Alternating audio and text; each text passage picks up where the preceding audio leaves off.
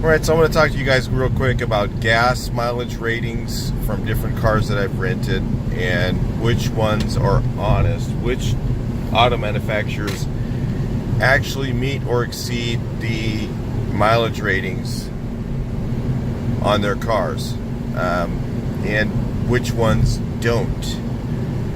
So I'm one of the unusual people who actually checks their gas mileage regularly. I didn't this tank on this car, but typically I'll zero out my odometer, and then I will go through how many miles that I've got, and I will add up how many gallons that I put in when I refuel it, and I'll get an average mileage rating. So then sometimes it's city, sometimes it's highway, and typically most cars don't meet the gas mileage rating that they have on the car. There's only 2 manufacturers that I've found that actually meet or exceed the gas mileage ratings on the car. Most of them don't, and most of them are very far off of what they say they get. Especially when a car says it gets 40 miles to the gallon. I'm finding more like 32, typically 30. When it says it gets 40, like I've rented Hyundai, I've rented the Kia, I've rented Toyota, Nissan, Datsun, or not Datsun, Nissan, Volkswagen. I own Volkswagens, and I have also rented Hondas. And the only two that I've found that actually have honest gas mileage ratings are Volkswagen and Honda. Volkswagen, if it's rated at 38 miles a gallon, for God's sakes, it gets 38 miles a gallon. I've found that they just do it. And the same thing with Honda. I've found that if it says it's rated at 38 miles a gallon, it gets 38 miles a gallon on the highway.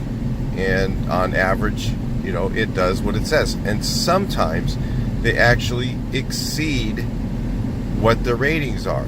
Now, on Toyota, I found it to be 4 to 5 miles a gallon off. Now, so if you think Toyota is such a great car company and everything else, they do make a good, reliable car.